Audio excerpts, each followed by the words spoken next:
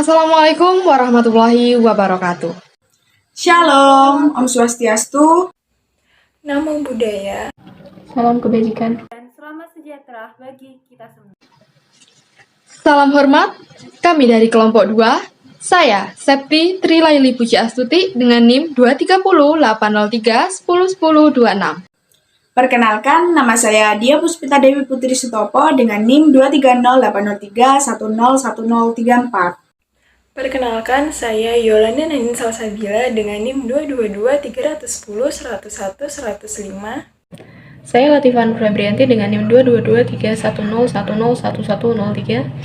Saya Nursiwa Yuni dengan NIM 22310101179. Maksud dan tujuan video dibuat untuk analisis hubungan dan kewajiban terkait kasus warga Tanah Merah yang menempati tanah negara dekat depo Pertamina di Pelumpang yang menolak untuk relokasi. Tepatnya pada tanggal 6 Maret 2023, usai kebakaran hebat yang sudah 3 kali terjadi, muncul kembali wacana untuk merelokasi warga-warga yang tinggal di lingkungan sekitar depo Pertamina Pelumpang di kawasan Tanah Merah. Kawasan Tanah Merah merupakan sebutan wilayah yang meliputi 3 kelurahan, yakni Rawa Badak Selatan, Tugu Selatan di Kecamatan Koja, serta Kelapa Gading Barat di Kecamatan Kelapa Gading. Namun, pendapat para warga tentang wacana relokasi ini justru ditanggapi secara negatif. Mereka tidak mau untuk direlokasi dan justru meminta untuk Pertamina yang direlokasi. Di sini saya akan memaparkan terkait akar penyebab pelanggaran bagaimana permasalahan tersebut bisa terjadi. Pada tahun 1971, perusahaan minyak negara yakni Pertamina membeli lahan seluas 153 hektar dari perusahaan swasta yakni PT Mastrako seharga 514 juta. Setelah 1 tahun pembelian, Pertamina hanya menggunakan 72 hektar saja sebagai area depo penyimpanan serta pendistribusian minyak, sehingga sisa dari lahan tersebut dibiarkan kosong sekaligus diperuntukkan sebagai zona aman penyangga atau buffer zone. Dari sisa lahan yang kosong pada akhirnya menyebabkan akar permasalahan utama muncul. Di akhir tahun 1980, lahan kosong sekitar depo Pelumpang itu perlahan ditempati warga pendatang atau disebut dengan penghuni tanpa hak atau PTH. Lantaran terus dibiarkan, pemukiman padat penduduk di sekitar depo terus bertambah seiring banyaknya warga pendatang di Jakarta Utara. Dan walaupun telah dilakukan pendekatan oleh pemerintah dengan adanya rencana relokasi, akan tetapi kebanyakan dari warga yang menempati wilayah tersebut menolak rencana tersebut. Sehingga pelanggaran terkait kepenghunian tanah terkait pembangunan rumah tanpa hak dilakukan oleh warga yang mana mereka merasa mempunyai hak padahal tanah tersebut merupakan milik perusahaan minyak negara. Kasus yang tak lama terjadi, yakni terkait dengan kasus kebakaran di depo Pertamina Pelumpang.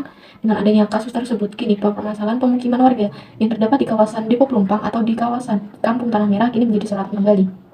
Di mana warga yang bermukim di sekitar depo Pertamina Pelumpang tidaklah memiliki izin tempat tinggal atau IMB atau izin mendirikan bangunan di kawasan Pelumpang tersebut. Dan seharusnya lahan tersebut merupakan lahan kosong karena termasuk ke dalam zona berbahaya, sehingga tidak dapat dianggap sebagai ilegal. Namun, masyarakat yang terdampak di kawasan tersebut justru menuntut hak, yakni hak ganti rugi terhadap pemerintah dan PT Pertamina terhadap kasus kebakaran yang terjadi.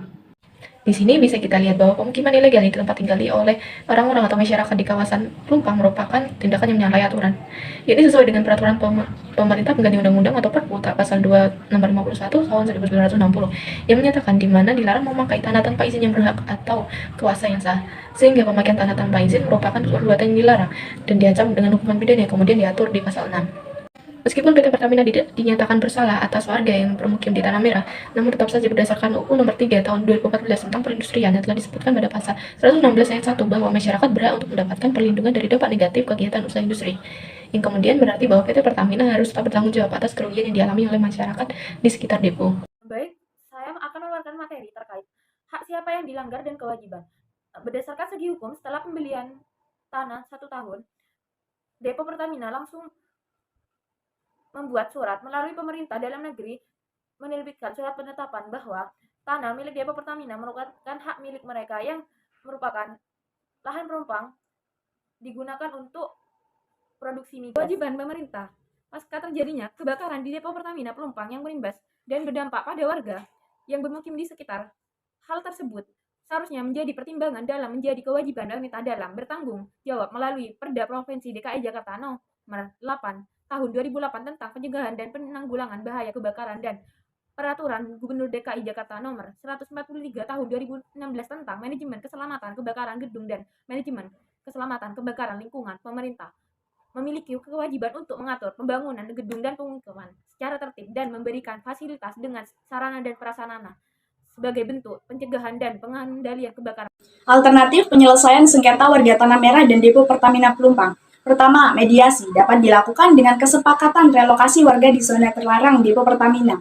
Pemberian kompensasi pembebasan lahan melalui skema ganti untung untuk mencapai kesepakatan bersama.